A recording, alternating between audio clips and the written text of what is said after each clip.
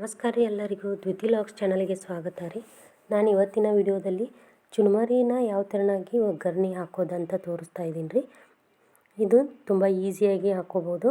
ಒಂದು ಇಂಗ್ರೀಡಿಯೆಂಟ್ ನಾವು ಹಾಕಿದ್ವು ಅಂದ್ರೆ ಚುರುಮರಿ ಪೂರ್ತಿಯಾಗಿ ಖಾಲಿ ಮಾಡ್ತಾರೆ ರೀ, ಅಷ್ಟು ರುಚಿಯಾಗಿರ್ತಾವೆ. ಹೆಂಗೆ ಮಾಡೋದು ಅಂತೇಳಿ ನೋಡೋಣ ರೀ. ಇದು ಪಕ್ಕಾ ಕೊಲ್ಲಾಪುರ ಸ್ಟೈಲಲ್ಲಿ, ಅಂದರೆ ಕೊಲ್ಲಾಪುರ ಬಡಂಗ್ ಅಂತಾರಲ್ರಿ, ಆ ಸ್ಟೈಲ್ನಲ್ಲಿ ಮಾಡೋದು. ಹೆಂಗೆ ಮಾಡೋದು ಅಂತೇಳಿ ತೋರಿಸೋನು. ಮೊದಲಿಗೆ ನಾನಿಲ್ಲಿ ಒಂದು ಬುಟ್ಟಿ ದೊಡ್ಡದನ್ನು ತೊಗೊಂಡೇನಿ ರೀ. ಬುಟ್ಟಿ ಯಾಕಂದ್ರೆ ಕಲಿಸ್ಕೊಳಕ್ಕೆ ಈಸಿ ಆಗ್ತೈತಿ. ಮತ್ತು ನಾವು ಫಸ್ಟಿಗೆ ಒಗ್ಗರಣೆ ಹಾಕೊಳಕ್ಕೆ ಸಣ್ಣದು ತೊಗೊಂಡು ಆಮೇಲೆ ಮತ್ತೊಂದು ತೊಗೋಬೇಕಾಗ್ತೈತಿ.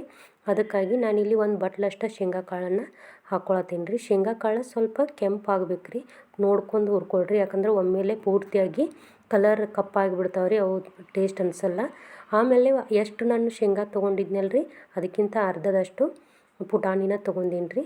ಶೇಂಗಾ ಕಾಳು ಪುಟಾಣಿ ನೀವು ಎರಡೂ ಸೇಮ್ ಕ್ವಾಂಟಿಟಿಯಲ್ಲಿ ತೊಗೋಬೋದು. ಪುಟಾಣಿನೂ ಎಣ್ಣೆ ಒಳಗೆ ಸ್ವಲ್ಪ ಫ್ರೈ ಆಗ್ಬೇಕು ರೀ ಚಂದಮ್ಗೆ. ಇವಾಗ ಸ್ವಲ್ಪನ ನಾನು ಸಾಸ್ವೆನ ಹಾಕೊಳತ್ತೀನಿ ರೀ. ಸಾಸಿವೆ ಚಿಟಪಟ ಅನ್ಬೇಕು. ನಾನಿಲ್ಲಿ ಕೆಂಪು ಖಾರ ಹಾಕೊಂಡು ಒಗ್ಗರಣೆ ಕೊಡತ್ತೀನಿ ರೀ. ನೀವು ಬೇಕಿದ್ರೆ ಇಲ್ಲಿ ಹಸಿಮೆಣಸಿನ್ಕಾಯಿನ ಹೆಂಚಿ ಸಹಿತ ಹಾಕ್ಕೋಬೋದು, ಅದು ಟೇಸ್ಟ್ ಇನ್ನೂ ಚೆನ್ನಾಗಿರ್ತೈತೆ ರೀ. ಈ ಥರನಾಗಿನೂ ಒಂದು ಸಾರಿ ಟ್ರೈ ಮಾಡಿರಿ. ಹಂಗೆ ನೀವು ಹೆಂಗೆ ಮಾಡ್ತೀರಿ ಅಂಥೇಳಿ ನನಗೆ ಕಮೆಂಟ್ ಬಾಕ್ಸ್ನಲ್ಲಿ ತಿಳಿಸ್ರಿ. ಇದು ಈ ಥರ ಚುರುಮರಿ ಖಾರ ಹಚ್ಕೊಳ್ಳೋದ್ರಿಂದ ತುಂಬ ರುಚಿ ಅನ್ನಿಸ್ತಾವೆ. ಸಂಜೆ ಟೈಮ್ ಒಳಗೆ ಚಹಾ ಜೊತೆ ರುಚಿ ಅನ್ನಿಸ್ತಾವೆ ಮನೆ ಮಂದಿಯೆಲ್ಲ. ಅದ್ರೊಳಗೆ ಉಳ್ಳಾಗಡ್ಡಿ ಸ್ವಲ್ಪ ಕೊತ್ತಂಬರಿ ಹಾಕೊಂಡು ತಿಂದ್ರಂತೂ ಇನ್ನೂ ರುಚಿ ಅನ್ನಿಸ್ತೈತಿ. ಇವಾಗ ನಾನು ಸ್ವಲ್ಪ ದಪ್ಪವಾಗಿ ಜಜ್ಜಿಟ್ಕೊಂಡಿರುವಂತಹ ಬೆಳ್ಳುಳ್ಳಿನ ಹಾಕೊಳತ್ತೀನಿ ರೀ. ಗ್ರೈಂಡ್ರಿಗೆ ಹಾಕೊಳಕ್ಕೆ ಹೋಗ್ಬೇಡ್ರಿ. ಗ್ರೈಂಡ್ರಿಗೆ ಹಾಕೊಳ್ಳೋದ್ರಿಂದ ಪೂರ್ತಿ ಸಣ್ಣ ಆಗ್ತೈತಿ. ಬೆಳ್ಳುಳ್ಳಿ ಸ್ವಲ್ಪ ಬಾಯಿಗೆ ಸಿಕ್ಕರೆ ಇನ್ನೂ ರುಚಿ ಅನ್ನಿಸ್ತೈತಿ. ಅದಕ್ಕಾಗಿ ಸ್ವಲ್ಪ ದಪ್ಪವಾಗಿ ಜಜ್ಜಿಟ್ಕೊಂಡ್ರೆ ಆಯ್ತು ರೀ. ನಾನಿಲ್ಲಿ ಒಣ ಕರಿಬೇವನ್ನು ಹಾಕೊಳತ್ತೇನು. ನೀವು ಬೇಕಿದ್ರೆ ಹಸಿ ಕರಿಬೇವನ್ನು ಸಹಿತ ಹಾಕೋಬೋದು. ಹಸಿ ಕರಿಬೇವು ಹಾಕೊಳ್ಳೋದ್ರಿಂದ ಸ್ವಲ್ಪ ಜಾಸ್ತಿ ಫ್ರೈ ಮಾಡ್ಕೋಬೇಕಾಗ್ತೈತಿ. ನಾನಿಲ್ಲಿ ಬೆಳಗ್ಗೆ ಅಂದರೆ 1 ಅವರು ಬಿಸಿಲಿಗೆ ಇಟ್ಟು ಒಣಗಿಸ್ಕೊಂಡಿದ್ದೆ, ಅದು ಟೇಸ್ಟ್ ರುಚಿ ಅನ್ನಿಸ್ತೈತಿ ಅಂತ ಹೇಳ್ರಿ. ಇವಾಗ ರುಚಿಗೆ ತಕ್ಕಷ್ಟು ಉಪ್ಪನ್ನು ಹಾಕೊಳತ್ತೇನು. ಉಪ್ಪು ಜಾಸ್ತಿ ಹಾಕೊಳಕ್ಕೆ ಹೋಗ್ಬೇಡ್ರಿ, ಯಾಕಂದ್ರೆ ಆಲ್ರೆಡಿ ಚುರುಮರಿ ಒಳಗೆ ಉಪ್ಪಿನ ಅಂಶ ಇರುತ್ತೆ. ಅಂದರೆ ಉಪ್ಪಿನೊಳಗೆ ಅವನ್ನ ಹುರಿದಿರ್ತಾರೆ. ಅದಕ್ಕೋಸ್ಕರ ಸ್ವಲ್ಪ ಅರಿಶಿನ ಪುಡಿನ ಹಾಕೊಳತ್ತೇನೆ, ಒಂದು ಅರ್ಧ ಚಮಚದಷ್ಟು. ಅರಿಶಿನ ಪುಡಿ ನಿಮಗೆ ಕಲರ್ ಜಾಸ್ತಿ ಬೇಕನ್ನಿಸಿದ್ರೆ ಅರಿಶಿನ ಪುಡಿ ಜಾಸ್ತಿ ಹಾಕ್ಕೋಬೋದು. ಇಲ್ಲ ನಾರ್ಮಲ್ ಆಗಿ ಇರಲಿ ಅಂದ್ರೆ ಅರಿಶಿನ ಪುಡಿನ ಅರ್ಧ ಚಮಚದಷ್ಟು ಹಾಕೊಂಡ್ರು ನಡೆಯುತ್ತೆ. ಇವಾಗ ನಾನಿಲ್ಲಿ ಪೂರ್ತಿಯಾಗಿ ಅಚ್ಚ ಖಾರದ ಪುಡಿನ ಯೂಸ್ ಮಾಡ್ತಾ ಇದ್ದೀನಿ ರೀ. ಅಚ್ಚ ಖಾರದ ಪುಡಿನ ಯೂಸ್ ಮಾಡಬೇಕು. ಮಸಾಲೆ ಕೂಡಿಸಿರೋಂಥ ಕಾರಣ ಯೂಸ್ ಮಾಡೋಕ್ಕೆ ಹೋಗಬೇಡ್ರಿ, ಯಾಕಂದ್ರೆ ಅದು ಮಸಾಲೆ ಅಷ್ಟು ರುಚಿ ಅನಿಸಲ್ಲ. ಅಚ್ಚ ಖಾರದ ಪುಡಿ ಹಾಕೊಳ್ಳೋದ್ರಿಂದ ಸೇಮ್ ನಾವು ಕೊಲ್ಲಾಪುರ ಸ್ಟೈಲಲ್ಲಿ ಬಡಂಗಿರ್ತಾವಲ್ರಿ, ಅದೇ ರುಚಿನ ಕೊಡುತ್ತೈತ್ರಿ. ಇವಾಗ ಪೂರ್ತಿಯಾಗಿ ಎಲ್ಲನೂ ಮಿಕ್ಸ್ ಮಾಡಿಕೊಡ್ರಿ. ಮಿಕ್ಸ್ ಮಾಡ್ಕೊಂಡು ಜಾಸ್ತಿ ಉರಿ ಒಳಗೆ ಮಾಡ್ಕೊಳಕ್ಕೆ ಹೋಗ್ಬೇಡ್ರಿ, ಬೇಗನೆ ಕಮರಿಗೆ ಹೋಗ್ತೈತಿ. ಅದಕ್ಕಾಗಿ ನೀವೇನು ಖಾರ ಹಾಕೊಂಡ ತಕ್ಷಣ ಪೂರ್ತಿಯಾಗಿ ಲೋ ಫ್ಲೇಮಲ್ಲಿ ಇಟ್ಕೋಬೇಕು. ಪೂರ್ತಿ ಕಲರ್ ಚೇಂಜ್ ಆಗಿಬಿಡ್ತೈತೆ ರೀ. ಅದಕ್ಕಾಗಿ ಇವಾಗ ನಾನಿಲ್ಲಿ ಇದಕ್ಕೆ ಸಕ್ರೆ ಪೌಡ್ರನ್ನ ಹಾಕ್ಕೋತೀನಿ ರೀ. ಸಕ್ರೆ ಪೌಡ್ರ್ ಹಾಕ್ಕೊಳ್ಳೋದು ಇದು ಮೇನ್ ಇಂಗ್ರೀಡಿಯೆಂಟ್ಸ್ ರೀ. ಸಕ್ರೆ ಪೌಡ್ರ್ ನಾವು ಎಷ್ಟು ಅಂದರೆ ನೋಡ್ಕೊಂಡು ಹಾಕ್ಕೋತೀವಲ್ಲ ರೀ, ಅಷ್ಟು ಚುರುಮರಿ ರುಚಿ ಅನ್ನಿಸ್ತಾವೆ ರೀ. ಸಕ್ರೆ ಪೌಡ್ರನ್ನ ಸ್ವಲ್ಪ ಜಾಸ್ತಿ ಹಾಕ್ಕೋಬೇಕು ರೀ. ನಾರ್ಮಲಿ ನಾವು ಸಕ್ರೆ ಯೂಸ್ ಮಾಡೋದಕ್ಕಿಂತ ಸ್ವಲ್ಪ ಜಾಸ್ತಿ ಹಾಕ್ಕೊಂಡ್ರೆ ಸೇಮ್ ಕೊಲ್ಲಾಪುರ ಸ್ಟೈಲಲ್ಲಿ ಅನ್ನಿಸ್ತಾವೆ.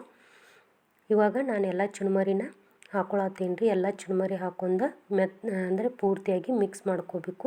ನಿಮಗೆ ಚುರುಮರಿ ಏನಾದರೂ ಮೆತ್ತಗೆ ಇದ್ದು ಅಂದ್ರೆ 1-2-3 ತಾಸಿನಷ್ಟು ಬಿಸಿಲಿಗೇನು ಇಟ್ಕೋಬೋದು. ಇಲ್ಲ ಅಂತ ಅಂದರೆ ನೀವು ಅದನ್ನು ಒಂದು ಸ್ವಲ್ಪ ಬುಟ್ಟಿಯಲ್ಲಿ ಬೆಚ್ಚಗೆ ಮಾಡ್ಕೋಬೋದು. ಲೋ ಫ್ಲೇಮಲ್ಲಿ ಇಟ್ಟು ಗ್ಯಾಸನ್ನು ಬೆಚ್ಚಗೆ ಮಾಡ್ಕೋಬೋದು. ಇವು ಫ್ರೆಶ್ ಇದ್ವು ಅಂತ ನಾನು ಹಾಗೆ ಹಾಕ್ಕೊಂಡೆ. ಇವಾಗ ಎಲ್ಲ ಒಗ್ಗರಣೆನ ನಮಗೆ ಮಿಕ್ಸ್ ಮಾಡ್ಕೋಬೇಕು.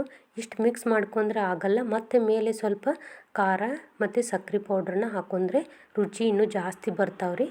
ಮಕ್ಕಳಿದ್ರಂದ್ರೆ ಸ್ವಲ್ಪ ಕಡಿಮೆ ಹಾಕ್ಕೊಳ್ರಿ. ದೊಡ್ಡವ್ರು ತಿನ್ನೋರಾದ್ರೆ ಒಂದು ಸ್ವಲ್ಪ ಮೇಲ್ಗಡೆ ಉದುರಿಸ್ಕೊಂಡ್ರೆ ಟೇಸ್ಟ್ ಏನೋ ಚೇಂಜ್ ಅನ್ನಿಸ್ತೈತ್ರಿ. ಒಂದು ಸಾರಿ ಈ ಥರನಾಗಿ ಟ್ರೈ ಮಾಡಿ ನೋಡಿರಿ, ನಿಮಗೆ ಗೊತ್ತಾಗ್ತೈತಿ. ನೀವು ನನಗೆ ಕಮೆಂಟ್ ಬಾಕ್ಸ್ನಲ್ಲಿ ಹೇಳ್ತೀರಿ ಎಷ್ಟು ರುಚಿಯಾಗಿತ್ತು, ನೀವು ಹೇಳಿದ ಥರ ಮಾಡಿದ್ವಿ ಅಂತ. ಇವಾಗ ಎಲ್ಲನೂ ನಮಗೆ ಮಿಕ್ಸ್ ಮಾಡ್ಕೊರಿ. ನಾನಿಲ್ಲಿ ಸ್ಪೂನ್ಲೇ ಮಿಕ್ಸ್ ಮಾಡ್ಕೊಳತ್ತೀನಿ ರೀ, ಯಾಕಂದ್ರೆ ಸ್ವಲ್ಪ ಬಿಸಿ ಇರುತ್ತೆ ರೀ ಒಗ್ಗರಣೆ. ಅದು ಸ್ವಲ್ಪ ಆರಿದ ತಕ್ಷಣ ಎರಡೂ ಕೈನಿಂದ ನಮಗೆ ಮಿಕ್ಸ್ ಮಾಡ್ಕೋಬೇಕು. ಇವಾಗ ನೋಡಿರಿ ನಾನು ಸಕ್ರೆ ಪೌಡ್ರನ್ನ ಹಾಕ್ಕೊಳತ್ತೀನಿ ರೀ. ಸಕ್ರೆ ಪೌಡ್ರ್ ಎಷ್ಟು ಹಾಕ್ಕೋತೀವಲ್ಲ ರೀ ಅಷ್ಟು ರುಚಿ ಅನಿಸ್ತೈತಿ. ಹಾಗಂತ ಭಾಳ ಹಾಕ್ಕೊಳಕ್ಕೆ ಹೋಗಬೇಡ್ರಿ. ನೋಡ್ಕೊಂಡು ನಿಮ್ಮ ಚುರುಮರಿ ಎಷ್ಟು ಇರ್ತಾವೆ ನೋಡ್ಕೊಂಡು ಹಾಕ್ಕೊಡ್ರಿ. ಇವಾಗ ಎಲ್ಲನೂ ಒಮ್ಮೆ ಮಿಕ್ಸ್ ಮಾಡ್ಕೊರಿ. ಇವಾಗ ಸುಡಾತಿತ್ತು ಅಂಥೇಳಿ ಮತ್ತೆ ಚಮಚದಿಂದ ಕೈ ಆಡಿಸ್ಕೊಳತ್ತೀನಿ ರೀ. ಎಲ್ಲನೂ ಕರೆಕ್ಟಾಗಿ ನಮಗೆ ಮಿಕ್ಸ್ ಮಾಡ್ಕೊರಿ. ನಾವು ಎಷ್ಟು ನಮಗೆ ಮಿಕ್ಸ್ ಮಾಡ್ಕೋತೀವಿ ಅಷ್ಟು ರುಚಿ ಕೊಡ್ತಾವೆ. ಈ ಥರನಾಗಿ ನಾವು ಚುರುಮರಿನ ಮಾಡಿ ಇಟ್ಕೊಂಡು ಅಂದ್ರೆ ಒಂದು 8 ದಿನದವರೆಗೂ ಸ್ನ್ಯಾಕ್ಸ್ ಟೈಮ್ನಲ್ಲಿ ತೊಗೊಂಡು ತಿನ್ಬೋದು. ಇದ್ರ ಜೊತೆ ಉಳ್ಳಾಗಡ್ಡಿ, ಕೊತ್ತಂಬರಿ, ಸ್ವಲ್ಪ ಲಿಂಬೆ ರಸ, ಸಣ್ಣಗಿರೋ ಶೇವನ್ನ ಹಾಕ್ಕೊಂಡು ಸಹಿತ ತಿನ್ಬೋದು. ಇವಾಗ ಎಲ್ಲನೂ ಚೆಂದ ನಮಗೆ ಮಿಕ್ಸ್ ಮಾಡ್ಕೊಂಡು ಸ್ವಲ್ಪ ನೋಡ್ಕೊಳ್ರಿ, ನಿಮಗೆ ರುಚಿ ಕರೆಕ್ಟ್ ಅನಿಸ್ತಂದ್ರೆ ಪ್ಯಾಕ್ ಮಾಡಿ ಇಟ್ಕೋಬೋದು. ಗಾಳಿ ಆಡದಂಥ ಪ್ಲಾಸ್ಟಿಕ್ನಲ್ಲಿ ಹಾಕಿ ಡಬ್ಬದಲ್ಲಿ ಹಾಕಿ ಇಟ್ಕೊಂಡ್ರೆ 15 ದಿವಸದವರೆಗೂ ಇದೇ ಥರನಾಗಿರುತ್ತೆ. ನಾವು 10ರಿಂದ 12 ದಿವಸ ತಿಂತೀವಿ ರೀ. ಇವಾಗ ನಾನು ಮೇಲ್ಗಡೆ ಸ್ವಲ್ಪ ಒಣ ಖಾರದ ಪುಡಿ ಮತ್ತು ಸ್ವಲ್ಪ ಸಕ್ಕರೆ ಪೌಡ್ರನ್ನ ಹಾಕೊಂಡು ಮತ್ತೊಮ್ಮೆ ಎಲ್ಲನೂ ಚೆಂದ ನಮಗೆ ಮಿಕ್ಸ್ ಮಾಡ್ಕೊಂಡ್ರೆ ಕೊಲ್ಲಾಪುರ ಸ್ಟೈಲಲ್ಲಿ ಬಡಂಗ ರೆಡಿ ಆಯಿತು, ಚುರುಮುರಿ ರೆಡಿ ಆಯಿತು. ಕೇವಲ 5 ನಿಮಿಷದೊಳಗೆ ನಾವು ಈ ಥರನಾಗಿ ರೆಡಿ ಮಾಡ್ಕೋಬೋದು. ನಾನು ಜಾಸ್ತಿ ಟೈಮ್ ಏನು ತೊಗೊಂಡಿಲ್ಲ, 5 ನಿಮಿಷದಲ್ಲಿ ಮಾಡ್ಕೊಂಡೇನು.